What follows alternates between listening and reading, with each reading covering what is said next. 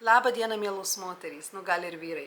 Aš norėjau prisėsti ir pakalbėti apie traukos dėsnį, kadangi jūs man pasakėte, kad tokios temos norite.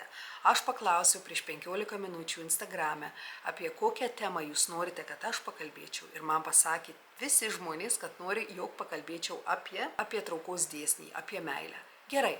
Aš noriu apie tai pakalbėti, kadangi traukos dėsnis yra labai gilus mano širdyje, kurie pirmą kartą žiūri sveiki, mano vardas Renata, aš esu iš Lietuvos, iš Prienų, nebegyvenu Lietuvoje jau daugiau negu 20 metų, šiuo metu mes gyvename Tailande, tai yra mūsų namai jau 4 metai, bet prieš tai gyvenau Dubajui, Anglijoje, Airijoje, Vokietijoje, Dubajui buvo 10 metų, po to Honkongė, mūsų sūnus yra įvaikintas iš Honkongo ir mes dabar gyvename čia Tailande.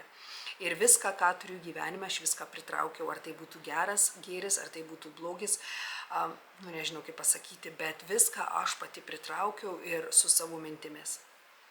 Žinoma, ši tema yra labai didelė, nes būna dalykų gyvenime, kad tu galvoji, kodėl man taip nutinka, kodėl, pavyzdžiui, mano tėvai numirė, ne, ar aš irgi tą patį pritraukiau.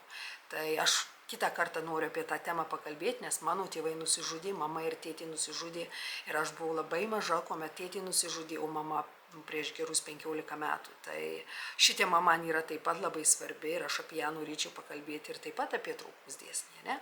Bet dabar noriu pakalbėti šiaip aplamai apie traukos dėsnį.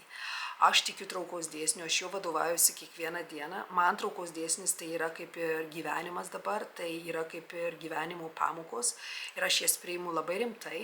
Aš atsakinga už savo gyvenimą, aš save prisižiūriu, aš taip pat jaučiu, jeigu pas mane yra kažkoks disbalans, jeigu aš balanso viduje neturiu, visuomet labai atsiremia, ką aš pritraukiu, kokias gyvenimo situacijas turiu, kaip su žmonėmis bendrauju, kaip žmonės su manimi. Dėl to aš pirmenybę skiriu savo. Aš esu mama, žmona ir žinoma, anksčiau visą savo energiją duodavau tik tai šeimai, tik tais namams, o dabar atvirkščiai aš visą energiją duodu pirmą savo ir gal kiti galvos, kad Renata, tu esi savanaudė. Ne, aš nesu savanaudė, o gal ir vadinasi savanaudė, bet aš save labai myliu ir žinau, kad geri, darnūs namai prasideda nuo žmonos, dažniausiai nuo mamos, kaip jinai jaučiasi, koks pas ją vidinis balansas ir kaip jinai jaučiasi. Žinoma, tai nėra didelis krūvis, kad tu turi, mama, būtinai būti geriausia versija savęs. Tikrai ne. Bet aš noriu būti geresnė versija savęs pagal save, dėl to, kad aš tuomet geriau jaučiuosi ir geriau prižiūriu kitus ir geriau prižiūriu namus ir aš jaučiuosi pati geriau kaip moteris, kaip žmona, kaip mama. Traukos dėsnis yra toks. Mes pritraukiame tai, ką mes vibruojame, tai, kuo mes vibruojame, ne tai, ką mes sakome. Žodžiai padeda išjausti, ane? Dėl to aš ir darau, pavyzdžiui, afirmacijas, pozityvius teiginius, jie labai padeda. Pavyzdžiui, atsikeliu ryte, ne visuomet, bet tikrai būna, kad perprogramuoju save. Bandau perprogramuoti savo mintis, jeigu jaučiuosi blogai, jeigu aš turiu mažai energijos. Aš bandau daryti ir tapingą, bandau pabūti viena su savimi, bandau tai padaryti teigiamus teiginius, tas pozityvias afirmacijas, perprogramuoti save. Iš tikrųjų tai nėra lengva, nėra sunku, nėra lengva. Tam reikia truputėlį laiko ir taip pat reikia pasiryžimo, kaip išsigandau. Taip pat reikia pasiryžimo, kad tu tikrai nori pakeisti savo gyvenimą. Mes pritraukiame tai, kuo mes vibruojame. Moteris ir vyrai, prisiminkite. Jeigu jūs vibruojate negatyvumu, nepasitikėjimu savimi, neapykanta, pykčiu, barniais, neigiama energija, bet mes tikimės iš visatos, atvirkščiai, mes tikimės gėrių, mes tikimės džiaugsmų, pasitikėjimų, meilės, paramos iš kitų, bet mes to neduodame. Kaip jūs tai pritrauksite? Iš tikrųjų tai neįmanoma. Ir dažnai žmonės sako, aš labai stengiuosi, labai noriu, kad man pasisektų gyvenime, bet man nesiseka. Dėl to, kad mes turime viduje labai daug blokų. Tie blokai tikrai nepadeda mums. Aš su jais dirbu, aš dirbu taip pat su savo klientais, bet dirbu visų pirma nuo savęs. Prasideda viskas nuo manęs. Kaip aš jaučiuosi kaip moteris, kaip žmona. Ar aš turiu vidinę energiją, kuri yra pakrauta. Visuomet tu pakrautos energijos neturėsi, nes tu esi ne robotas, tu esi žmogus, tu esi moteris, kuri turinti daug emocijų, turi daug ir balansų, ir disbalansų, kaip sakoma, čia yra labai normalus dalykas. Bet pradėkite galvoti apie save.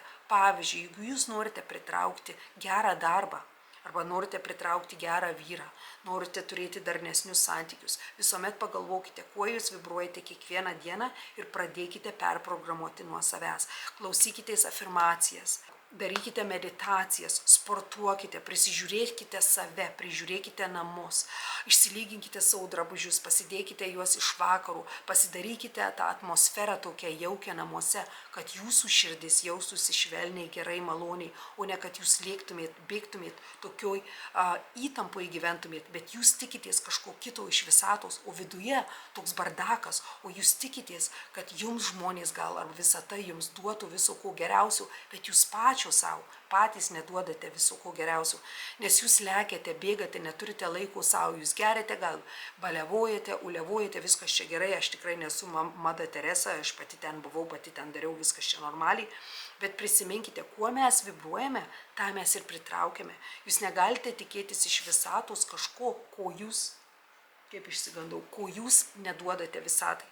Tai jeigu pas mane 3 minutės likę tik tais, aš tikiuosi, kad atsakiau jūsų klausimą, netgi tai nėra klausimas, tai yra paprasčiausiai realizacija, kad jūs pritraukite tai, kuo jūs vibruojate. Kartais žmonės nori pokyčių iš karto, aš noriu mantrus, aš noriu vieno žodžio, aš noriu vieno planų, kaip pakeisti savo gyvenimą iš karto, taip nebūna. Kurie sako, kad tai būna, jie meluoja, nes tie žmonės vadinasi nedirbant savęs, jie tik tais meluoja ir nori gali iš jūsų kaip ir pasijuokti, nes galite pakeisti savo gyvenimą paklausę vieno kurso. Taip, jūs galite pradėti keisti savo gyvenimą ir gyvenimas nepasikeičia iš karto, nepasikeičia per naktį, jūsų mąstysena nepasikeičia per naktį. Jums reikia ant savęs dirbti, reikia save prižiūrėti, mylėti, reikia susiorganizuoti save taip, kad jūs būtumėt geriausia versija savęs, kad jūs nelėktumėt per gyvenimą, nebėgtumėt, bet turėtumėt daugiau stabilumo, meilės, vidinio balanso savyje. Va tuomet viskas ir susidėlios į savo vietas. Tikiuosi, kad šis video patiko, atsiprašau, labai greitai turėjau užbaigti, nes tik 1 minutė likus, iki kol mano SIM card, mano kortelė pasibaigs. Gerai, iki.